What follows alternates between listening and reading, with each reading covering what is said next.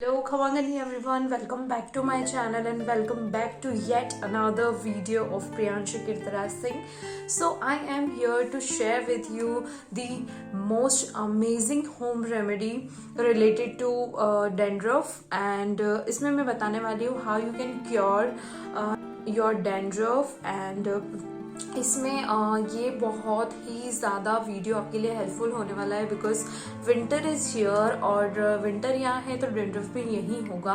And most of the peoples are suffering from dandruff और dandruff एक common problem है जो मोस्टली विंटर्स आते ही हो जाता है और डेंड्रफ बहुत डिफरेंट तरीके के होते हैं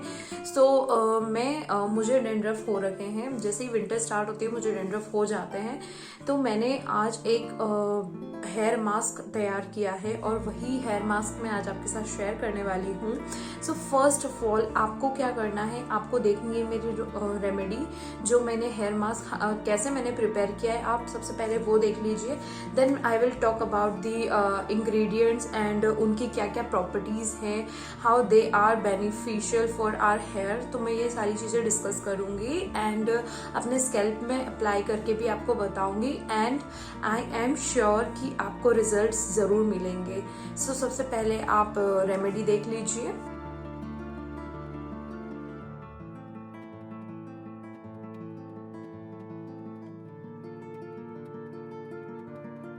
सो यहाँ पे मैंने लेमन को स्क्वीज़ कर लिया अराउंड 2 टेबलस्पून हमें यहाँ पे लेमन जूस चाहिए और ये है लेमन जूस उसके बाद हमें half tablespoon coconut oil चाहिए एंड 4 टेबलस्पून हम इसमें कर्ड डालेंगे according to your hair length आप इसमें कम ज़्यादा क्वांटिटी कर सकते हैं और यहाँ पे 2 हम विटामिन ई के कैप्सूल डालेंगे और इसे अच्छे से मिक्स कर लेंगे और ये हमारा जो पैक है वो रेडी हो चुका है और अब हम इसे अप्लाई करेंगे और मैं दिखाती हूँ कैसे अप्लाई करना है। So here is our hair mask और इसमें सबसे मेन इंग्रेडिएंट है कर्ड। कर्ड में प्रॉपर्टीज़ होती हैं कि वो हमारे स्कैल्प में मॉइस्चर प्रोवाइड कर देता है और ऑल्सो इसमें लैक्टिक एसिड होता है B5 होता है एंड फैटी एसिड होता है और कर्ड जो है एक गुड कंडीशनर है और ये हमारे स्कैल्प के लिए बहुत अच्छा होता है तो ये हमारे डेंड्रफ को रिड्यूस करने में मैक्सिमम हेल्प करता है। देन इसमें जो मेन इंग्रेडिएंट है वो है lemon is also acidic in nature और ये भी डेंड्रफ को हटाने में हेल्प करता है और जो डेंड्रफ डिफरेंट तरीके के होते हैं बहुत बार क्या होता है कि जब हम स्कैल्प पे हमारे ऑयल आ जाता है तो वो बहुत सारे धूल डस्ट गंदगी को अट्रैक्ट करता है हमारे बालों में गंदगी आ जाती है और उससे भी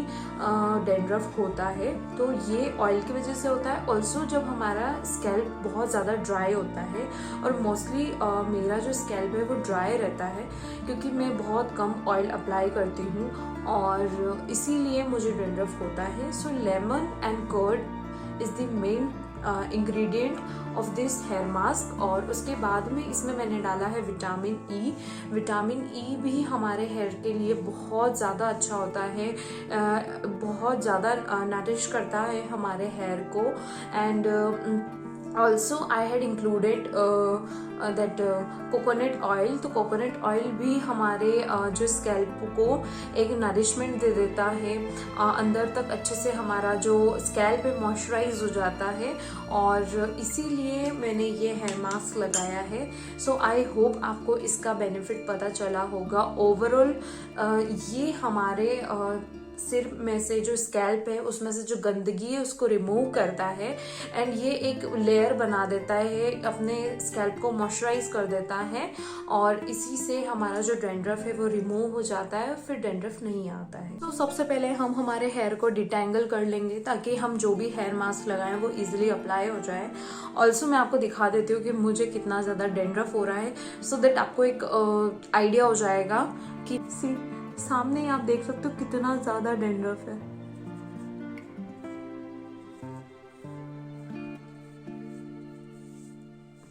ये देखिए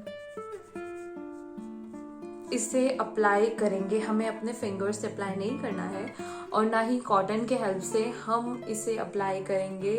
ये जो मैंने इसमें नींबू स्क्वीज किया था कि उसका छिलका है, हमें इससे ही ऐसे ऐसे ऐसे ऐसे पूरा अप्लाई करना है। ठीक, तो आराम से हम इसे अप्लाई करेंगे इस तरह से। हमें सिर्फ स्कैल्प में ही इसे अप्लाई करना है।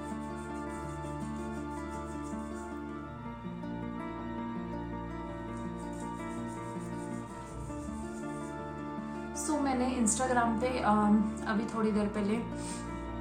एक पोस्ट स्टोरी डाली थी। उसमें मैंने बोला था कि आस्क मी एनीथिंग, और मैं उसका आपको जवाब दूंगी यूट्यूब पे, ताकि मैं इसे अप्लाई करते करते आपसे बहुत सारी बातचीत कर सकूं। और मेरे पास क्वेश्चन आया था कि how do you manage everything, और मैं कैसे मैनेज करती हूँ, क्योंकि मुझे ये काम बहुत ज़्यादा पसंद है, इसलिए सब कुछ मैनेज हो जाता है। जो चीज़ आपको पसंद होती है उसको करने के लिए आप कैसे भी एडजस्ट हर चीज़ कर लेते हो। बट क्या है कि मुझे बहुत सपोर्टिव फैमिली मिली, ये तो आप सभी को पता है अच्छे से। उसके बाद में मैं भी अपना काम जितना हो सके जल्दी करने की कोशिश करती हूँ, और उसके बाद में मैं अपना टाइम निकाल ही लेती हूँ, क्योंकि मुझे ये सब चीज़ करना बहुत ज़्यादा पसंद है, और मैंने एज अ करियर में भी यूट्यूब को ही चुना है, तो इसके लिए मुझे टाइम निकालना तो बनता ही है, इसलिए सारी चीज़ें मैनेज हो जाती है। वो अगर आप में डेडिकेशन हो तो फिर सारी चीज़ मैनेज हो जाती है। और एक और किसी ने पूछा था कि ये यहाँ पे तो अच्छे से अप्लाई हो गया है, ठीक है, उसके बाद में अब हम इधर अप्लाई कर लेते हैं। एक और मुझे किसी ने पूछा था कि क्या आप जोधपुर से हो? नहीं, मैं जोधपुर से नहीं हूँ, मैं मध्य प्रदेश से हूँ।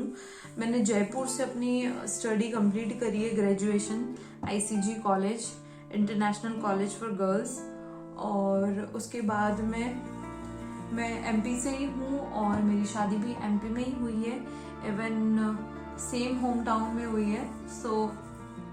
मैं राजस्थान से नहीं हूँ, मैं MP से हूँ। और एक और भाई साहब ने पूछा था कि आप सूट्स स्टिच कहाँ से करवाते हो? तो ये क्वेश्चन है ना, जब भी मैं कोई भी ड्रेस का फोटो डालती हूँ या फिर कोई भी ड्रेस वियर करके मैं फोटो डालती हूँ, तो मेरे पास मैक्सिमम नंबर ऑफ क्वेश्चन आते हैं। वो यही आते हैं कि आप अपनी ड्रेस कहाँ से स्टिच करवाते हो, और आपकी ड्रेसेस किसने स्टिच करी है। मेरी मैक्सिमम ड्रेसेस जो स्टिच करी है वो मेरे मामी सा ने की है। बचपन से मैं जब छोटी थी तब से ही वो मुझे सारी ड्रेसेस स्टिच करके पहनाते थे। पहले फ्रॉक वगैरह ये, फिर जब मैं थोड़ी बड़ी हुई तो कुर्तीज़ वगैरह, डिज़ाइनर कुर्ती, ये उन्हें स्टिचिंग का बहुत ज़्यादा शौक है, और बहुत सुंदर सुंदर ड्रेसेस उन्होंने स्टिच करी है। सो जो भी आप मेरी ऐसे डिज़ाइनर कुछ ड्रेसेस देखते हो, वो ना मोस्टली मेरे मामी सा ने ही स्टिच की हुई होती है। मैंने ऐसे छोटा सा बन बना लिया है।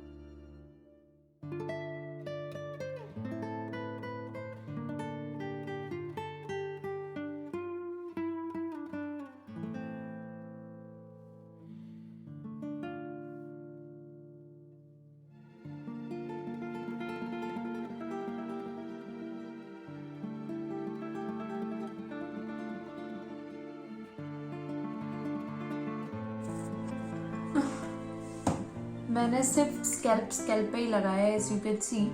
और अब मैं थोड़ा सा अपने फिंगर्स में लेके मसाज करूंगी।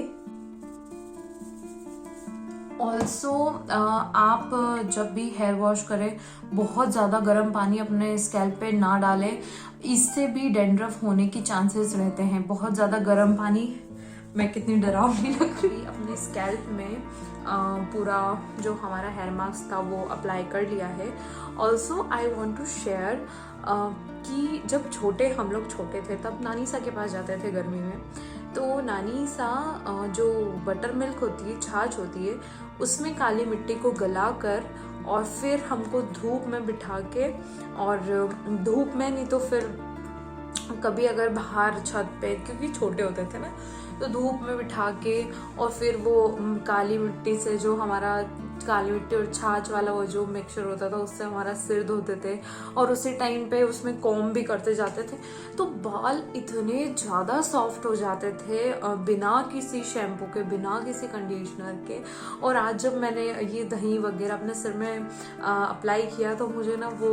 दिन याद आ गए, तो मैंने सोचा आपके साथ शेयर करूं। आजकल तो कोई भी मिट्टी वगैरह सिर में डालते नहीं है, लेकिन पहले जब हम छोटे थे तब नानी सा हमारा सिर ज़रूर मिट्टी से धोते थे, और नानी सा भी शायद अभी थोड़े टाइम पहले तक ही वो मिट्टी से सिर धोते थे, तो मुझे याद आया। और अब हम इसे सिर्फ आधे घंटे रखते हैं और उसके बाद हेयर वॉश कर लेंगे। अभी ये पूरा ड्राई हो चुका है, अब फटाफट जाके और हेयर वॉश करके आती हूँ। So I just took a bath and अभी मेरा स्कैल्प पे तो पूरा वेट हो रखा है। So I just washed my hair with lukewarm water and then जब मेरा स्कैल्प पूरा ड्राई हो जाएगा then I will show you the final result. तो अभी मेरे हेयर और मेरा स्कैल्प ड्राई हो चुके हैं और अब आप देख सकते हैं एकदम बिल्कुल भी डैंड्रफ नहीं है। ये देखो आप, पहले यहीं पे कितनी ज़्यादा डैंड्रफ थी, ये देखो बिल्कुल भी डैंड्रफ नहीं है स्कैल्प में। और तो ये वाला जो रेमेडी था ये 100% काम करेगा, आप ज़रूर ट्राई करना।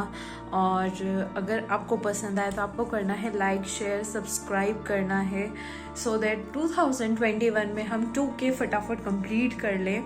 And thank you so much for watching.